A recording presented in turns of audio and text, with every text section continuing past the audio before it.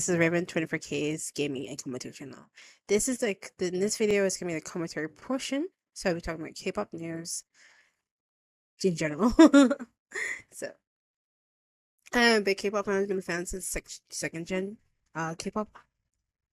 Yeah, second gen K-pop groups, so on and so forth. Yeah.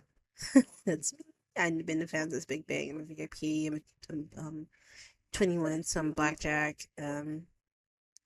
Mostly, I would say I'm a diehard fan for those two groups more. Though I wouldn't say I'm a diehard fan. I'm just like really love those groups. So great. But there's other groups I like too from second gen. Um, there's just so many to name. I'm not gonna name them all. Just the ones I mainly listen to during the second gen was those two, and also Shiny, Boyfriend, Newest. I think who else was there too? There's a couple other groups during that generation I did listen to as well. But that's not what we're doing right now. Let's get into the news portion, right? So the last thing I was supposed to cover end of last year, I was making a video, but I had gotten sick and I couldn't cover it. So in this video, I'll be talking about, since what came out last year was, NewJeans manager did something shady.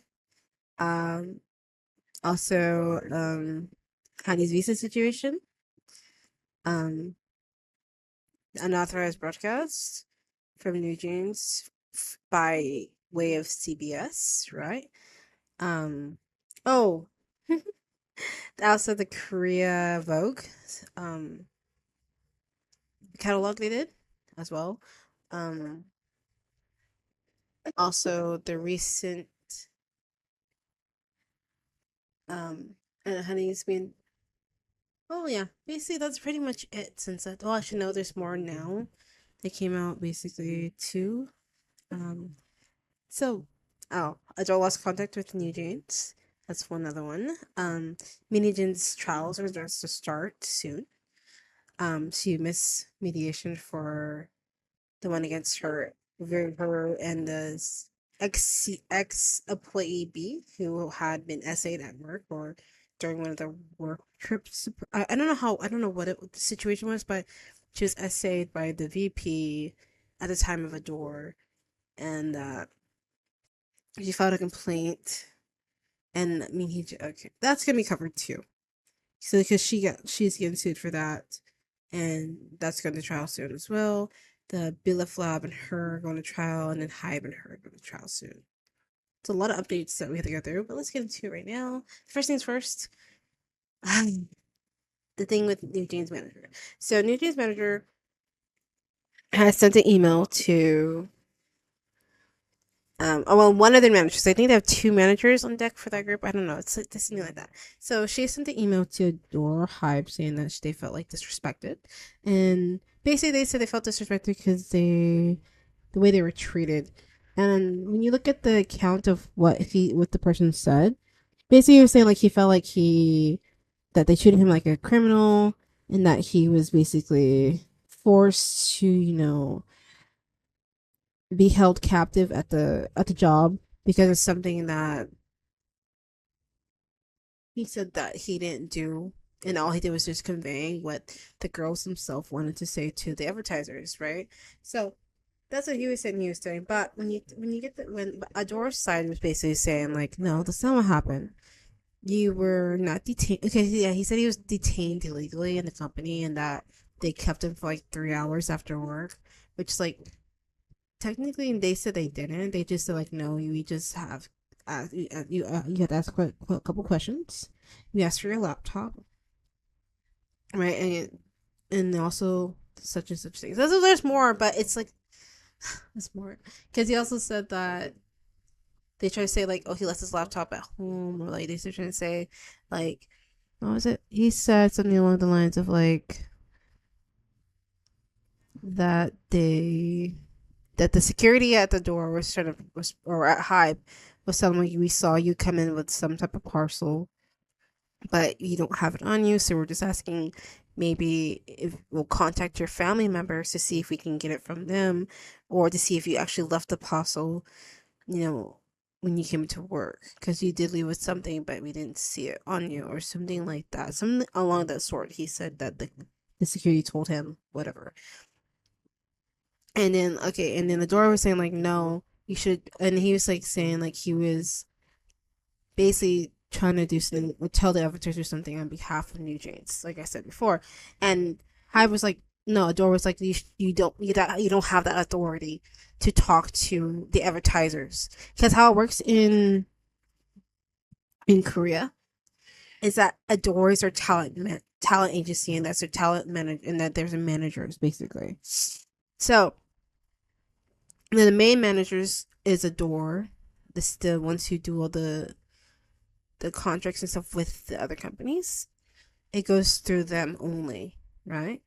So what happened with that is that the manager, who was only supposed to be like an assistant to the idols, which that's what the when you have your managers that are with the groups, they do certain things. They don't do like contract managerial things. They do basically make sure you get to your schedules, make sure all your schedules match up to what the company has sent them to, what you have to do. Right, that's it.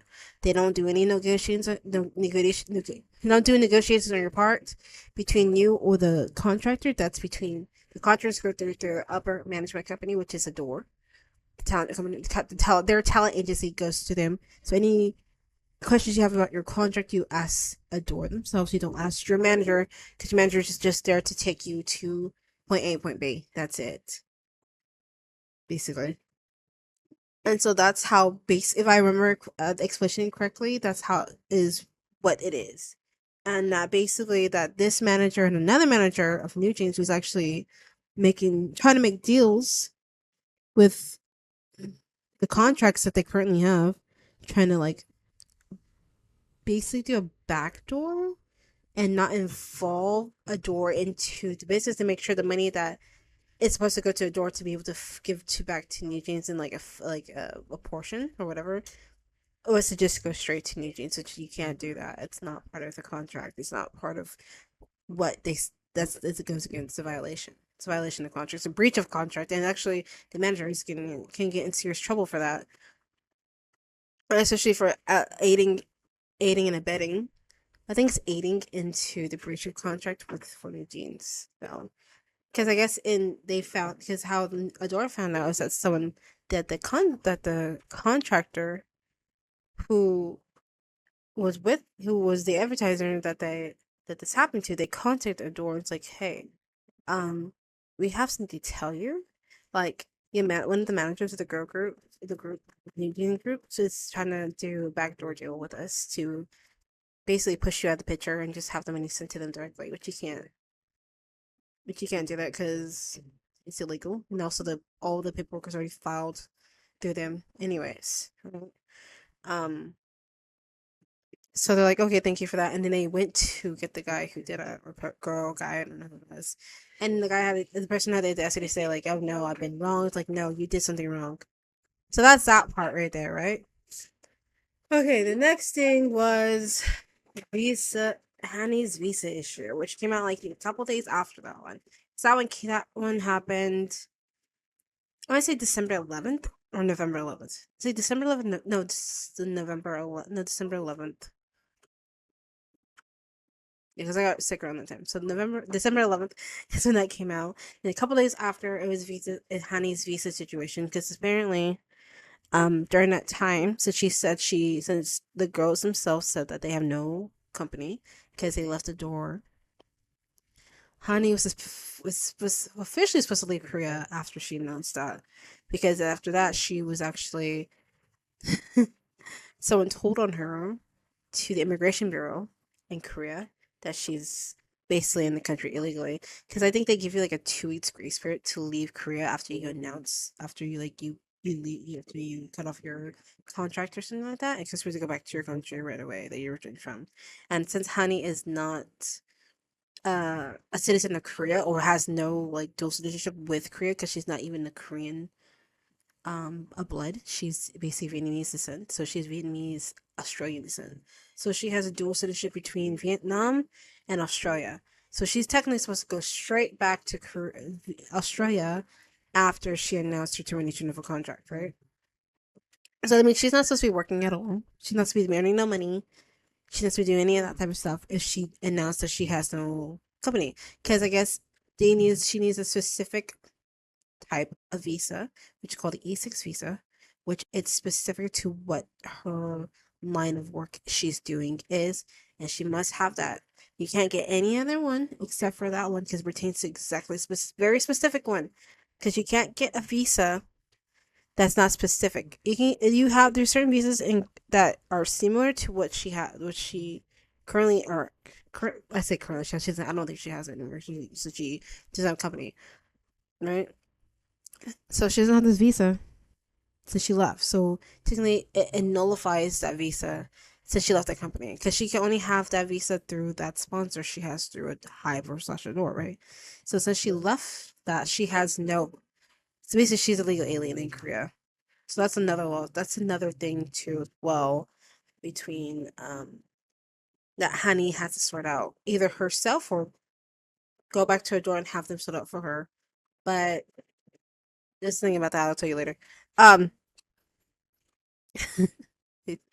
so there's that situation, and then also after that, they did a legal broadcast on CBS, which wasn't authorized by Adore either, which they're getting in major trouble. They can that even Adore made a statement was like, no, that was not even what we wanted.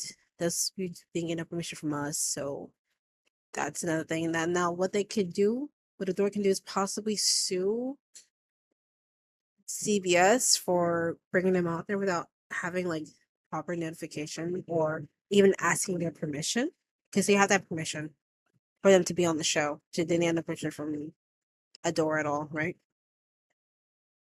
Okay. Another thing which I forgot to mention in my review points was that so the next one. No, I don't remember. Let me just go to the next part. I don't even forgot what it was. It was important too. Um I forgot what it was. Okay, sorry. So I left off on the oh my god, what did I leave off on? Okay, so I just remembered what's KMCA. So KMCA also came out with something which I forgot to cover that on my like after the last video. Like because actually everything I'm covering now came after my last video. So we talked about the visa right now. We talked about the manager, right? Now it's on to the KMCA came out with the same, and also the KEPA. I think I got that right, which is like Korean Entertainment something something. Oh God, what is it? Okay, so two major Korean contract. One about contracts in Korea for entertainment, then one about the KMCA, which is basically like something to do with like the all the managers or like the main four branches of the Korean the big four, which is like Hive, JYP, SM, and YG, are in this like union sort of type thing where they're the main people, but then you also have like the secondary, the third, and the fourth branches, which basically the secondary branch is basically three major global labels, which is basically they've been Sony Music, Warner Music, and I believe Universal Music. Those three, which I hope the thing I got Universal, yeah, they're major branches that have also subsidiaries all over the world in different countries, is also part of this union too, this music union in Korea, along with also some other smaller um Korean companies that do entertainment purposes as well are involved in this KMCA thing as well. So basically, what they do, they control like whether this the sales or not the sales. They control the views for sales. That's wrong. They acquire, so they gather the knowledge, they gather everything for the views and sales of like whether YouTube videos or the sales of like albums or like stuff like that for like the artists, right?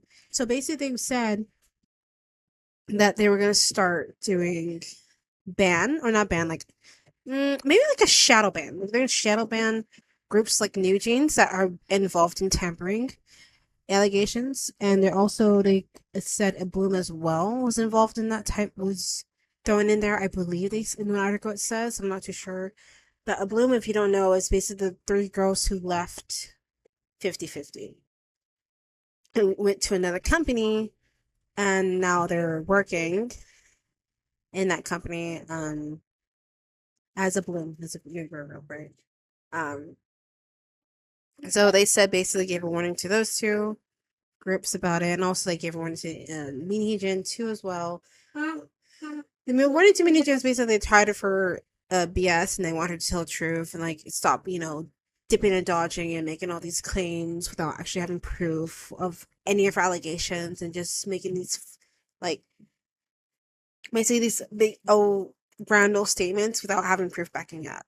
They're just tired of it, and the new jeans are telling them to like just go back to your company. If you don't, you're gonna face like if you face a whole lot of like shadow bans, like you're gonna be banned from um appearing anywhere on the on the media in Korea. Basically, that's the threat. That's that thing. Then Kipa, which is I don't remember I just don't remember the exact I know the acronym that Kipa, but I don't remember what it stands for. Like Korean Entertainment something something. Korean Entertainment something association or agency, whatever. And so they had also made a statement, but this time I think to NewJeans as well, saying that they have to go back as well to their contract and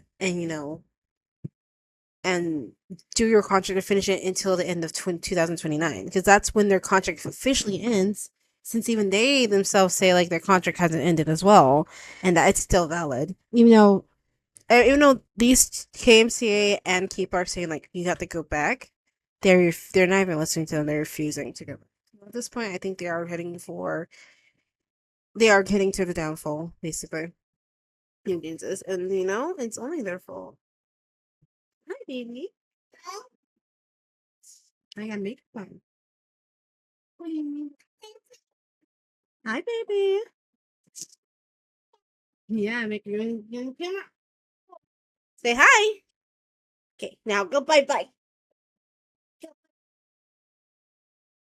Okay, so this is that. Like a lot of things came out recently, and I forgot to add those ones. And I think there was one. So KMCA, Kipa, and that's like what else that happened last year that I forgot to talk about because that was happening all in December, and I was sick all December, so I couldn't really make a video after the first two I made in December. So I was like, I was so sad, but it's okay. It's okay. Because I was planning to do. I was supposed to do 3 videos in December, but this time I had to do 3 videos this month. So it's my first video of the month. Then I'm gonna do another one, and then after that, okay. Yeah, so that's good. So that's what happened recently, and then also what happened in 2025 January. So basically, they had started on the prelims for, or not prelims. They had started Minijin versus ex-employee B, right, about the SA allegations, right? So they had mediation recently. Minijin, surprised too, but actually not surprised, knowing how her character is, did not show up to mediation. Her company that she had hired to represent her shut up for her on her behalf and said like, sorry, we're not not sorry, but she is not going to say anything. She does not agree with any of the charges, like da da da da, and that basically, yeah, they're not doing nothing. They're not going to pay her anything. Okay, so ex-employee B made a statement on her Instagram page saying, you know what? Basically, she said, I'm tired.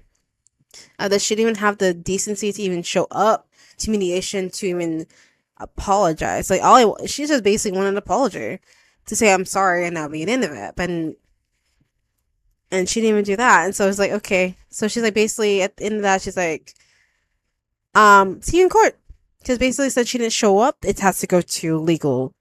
It has to go to the courthouse now. So let's see how that works out right now. Let's see how that works out for let's see how that all plays out later on this year. Because I think it's gonna take a while. I think it's like 3 months to process.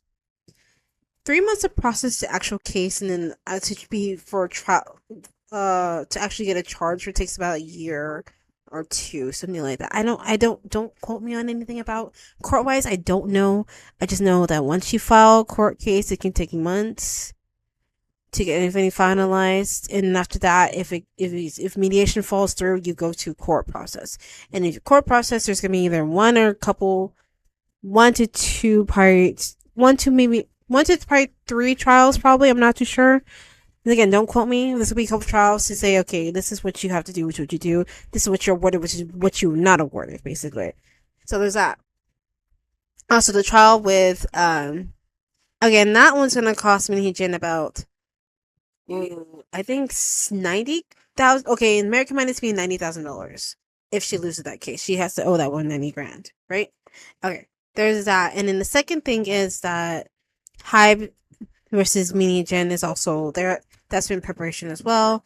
That trial is also going to be about, I think they said 5 billion won, which it equates to in American money $3.9 million in American money. That's going to be how much if Mini Gen loses, which she has to pay back.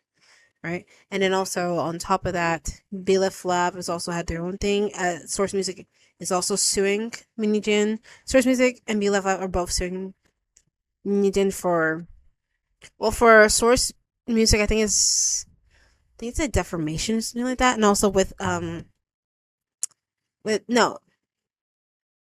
yeah, it's defamation and also something else. And I think with BLF Lab, it's like also loss of, like, they lost money because of how much Min Jin have been saying so much stuff about that edit and saying that they're copying and that, but then she wants to cover up. And I remember how she seems like, it's like, well, it's not them, it's the people. But at the same time, when you look at the evidence and look at the facts and everything, they're not copied anything. Nothing is a copy of anything Min Jin have ever done or currently is doing, and nothing's a copy. Like I said, like, it's dreamcore. If you look at their concept, it's dreamcore. It's very, like, imaginative, like, lively, Sometimes there's little dark, creepy thingies, but it's different. It's not like what Minijin's doing. Like, Minijin's doing Y2K, which is honestly been there, done that. Like, that's from my 90s generation. Like, I did it myself. Yes, I was born in 90s. I mean, early 90s. So yeah, that's my generation, Y2K. So when she said all that type of stuff and everything the girls are doing, it's like, yes, it's nostalgic, but at the same time, it's like, yeah, I've seen it already. The music, and then she did. And the music's not the same. They try to say it's the same. A lot of people saying, like, oh yeah, it reminds me of back then. I'm like, no, because I listened to music from back in the 90s. The vocals are very different, and the music actually hits harder, even though, like, the music's softer in terms of R&B, but the vocals are there on spot on, and they bring out some emotion with the song. When it comes to NewJeans songs, I don't feel that way, and maybe that's my personal opinion. You don't have to agree with me, but I don't feel like they encompass, like, that Y2K type sound, or the style wise. Yes, they do. Girl, they do have the style wise for that, but when it comes to when they're trying to do, like, the style of music, like, no, they don't have no soul. They don't have that feeling, that thing that would make me go to them more. Like, no, they don't have any of that. And I don't, I don't have to, like, I'll be honest. I did start listening to the music, and I was like, wanting to get more into them. I was like, I really couldn't once I started to look at, like, their variety thingies. Like, I couldn't, because it's like, to me, I felt like it was, like, very flat. Their, like, variety things are very flat. I'm sorry. I'm like, probably shouldn't say that, but, like, I tried to get into them. I did try, and I was watching their content, but I just couldn't get into their content. Like, I would get into, like, other girl group content, which is, like, actually, if honestly, I'm gonna say they have, like, way more personality in the other girl group content versus NewJeans content, really. If I'm being honest, because, like, it's just a different.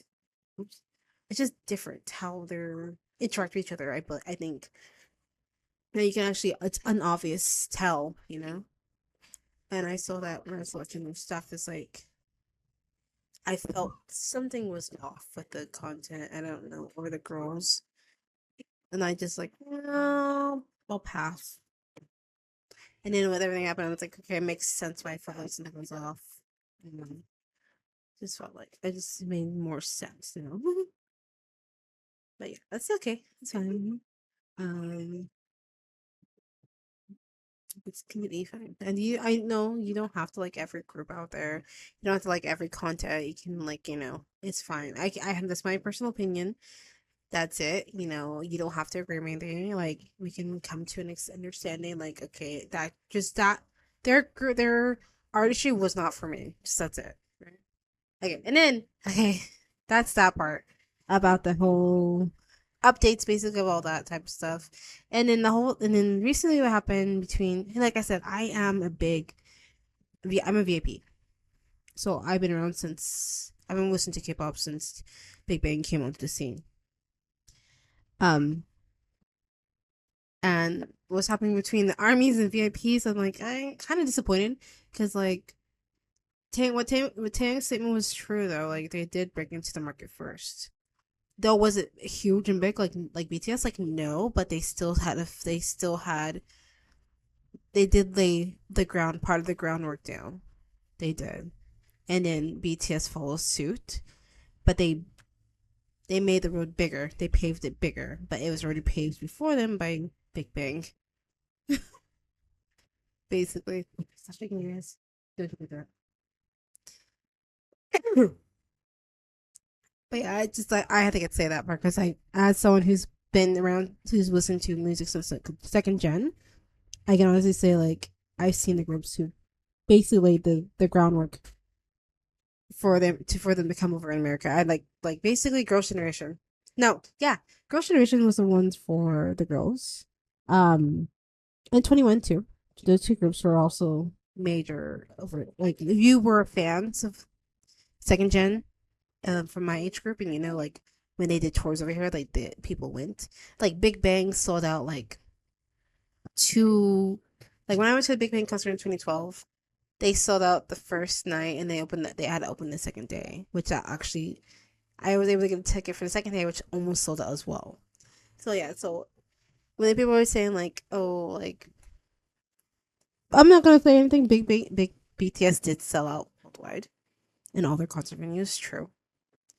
Um, because they have the popularity because of there's more interaction now with between BTS and their fans, and they were able to make a bigger interaction and have bigger fan base, which is true. But Big Bang came first before them, and also BTS is also a huge fan of Big Bang, which they have said multiple times throughout their career that they look up to the members of Big Bang.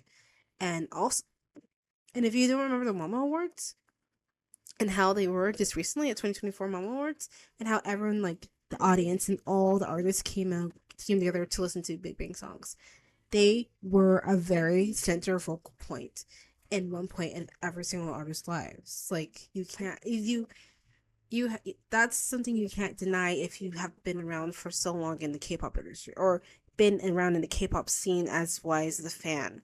That's undeniable.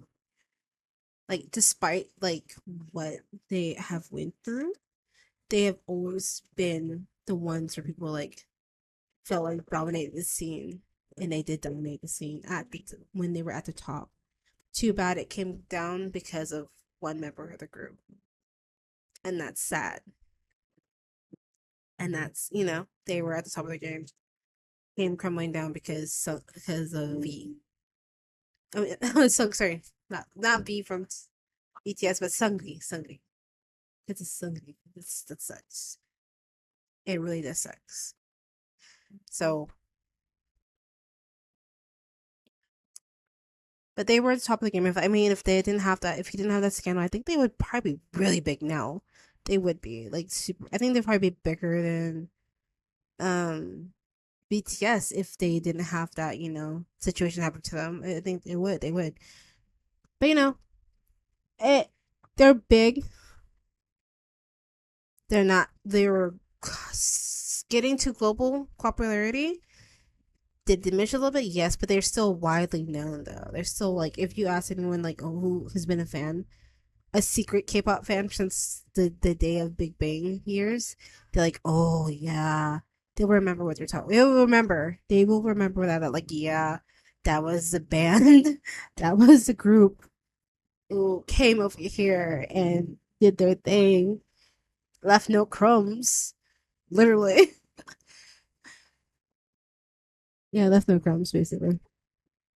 So yeah, it's. I just feel like that part that should been they should just like let it go and not say anything to him because like he what he said is true.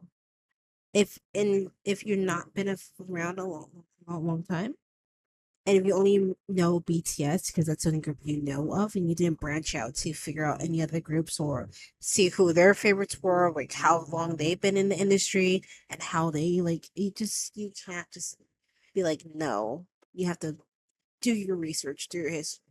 Because for the fact I know that that's what happened. They came before BTS.